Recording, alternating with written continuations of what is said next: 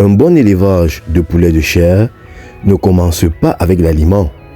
Il commence avec un poussin vivant, énergétique et réactif dès la sortie de l'œuf.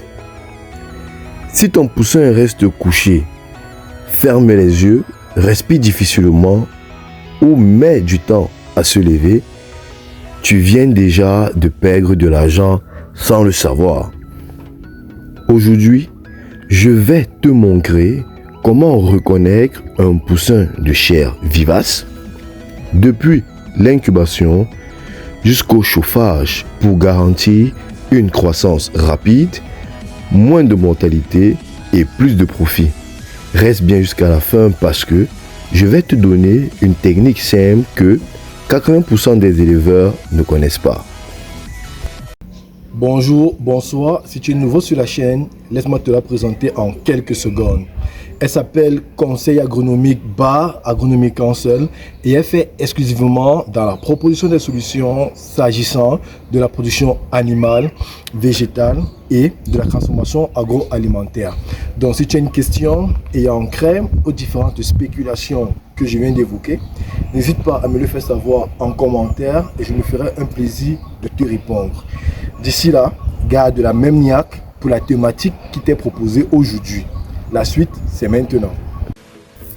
Un poussin non vivace reste couché, tremble excessivement, respire difficilement, il a tendance à avoir le ventre gonflé et met du temps à marcher. Ces poussins auront une croissance lente et une forte mortalité. Alors, la vivacité commence pendant l'incubation. Il faut comprendre que la qualité d'un poussin dépend directement de la qualité d'incubation au-delà du matériel génétique ou encore des parents. Nous avons en premier élément la température d'incubation, bien sûr, qui doit être à 37,5 degrés Celsius. Pas trop chaud car le poussin faible il sera déshydraté et la mortalité sera élevée. S'il fait trop froid, il y aura un retard au niveau de l'éclosion, le poussin sera mou et une faible vivacité. S'agissant de l'humidité, elle est recommandée entre 55 à 60 degrés pendant l'incubation. Une mauvaise humidité entraîne forcément des poussins collants, des poussins faibles, une mauvaise absorption du jaune. Le retournement également doit être important. Le retournement doit se faire 3 à 5 fois par jour. Sinon, nous aurons une mauvaise position de l'embryon, un poussin incapable de s'élever et une faible vivacité. Le moment de l'éclosion et son impact ici est très important car un bon poussin vivace doit sortir de l'œuf en 12 à 24 heures maximum. Il doit également sécher rapidement, se tenir debout après quelques minutes. Si l'éclosion dure trop longtemps, le poussin s'épuise, il devient faible, sa croissance future est comprise. Alors, ne pas laisser les poussins trop longtemps dans l'éclosoir après le séchage. Pourquoi? Parce que ils se déshydratent, ils perdent de l'énergie et leur vivacité diminue.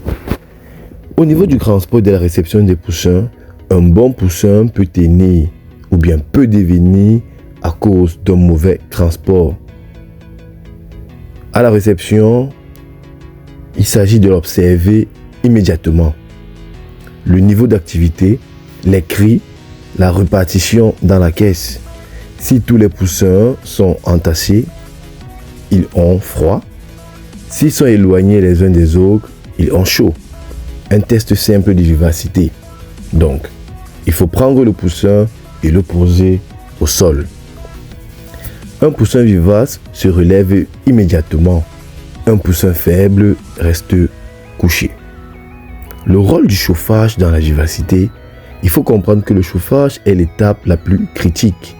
La température de démarrage est égale à 42 voire 35 degrés Celsius sous le chauffage. Un bon chauffage rend le poussin actif, mobile et également capable de chercher l'aliment et l'eau. Un mauvais chauffage entraîne trop de froid, les poussins se collent, une faible consommation d'aliments et un retard de croissance. Alors, quel est le lien entre la vivacité et le démarrage alimentaire? Un poussin vivace, il mange dans les premières heures, il boit rapidement, il démarre sa croissance plus tôt. S'agissant d'un résultat important, le gain de poids est rapide, une meilleure indice de consommation et un faible taux de mortalité. Un poussin faible mange tard, a une croissance lente et une mauvaise rentabilité. Alors, une astuce pratique, il faut, ou bien on va vous présenter, je vais vous présenter une technique simple pour booster la vivacité dès la mise en place des poussins. Nous allons récupérer de l'eau tiède, plus du sucre, plus de la vitamine pendant les premières heures. Pourquoi? Parce que cela apporte de l'énergie immédiatement, il réduit le stress et active rapidement le métabolisme. Résultat, le poussin plus vif et plus résistant. Retenez bien ceci. Un bon poulet de chair commence par un poussin vivace. Si tu maîtrises l'incubation, l'éclosion, le transport et le chauffage, tu réduis la mortalité et tu augmentes ton profit. Si cette vidéo t'a aidé, abonne-toi à Conseil agronomique par Agronomique en seul. Partage-la avec un éleveur et dis-moi en commentaire combien de poussins as-tu déjà perdu au démarrage. Dans la prochaine vidéo, je vais te montrer comment réussir les 7 premiers jours de démarrage des poulets de chair. N'oublie pas, ici, l'agronomie est une vie. À bientôt pour une nouvelle séquence de vidéos. Et d'ici là, gardez la forme. Bye bye.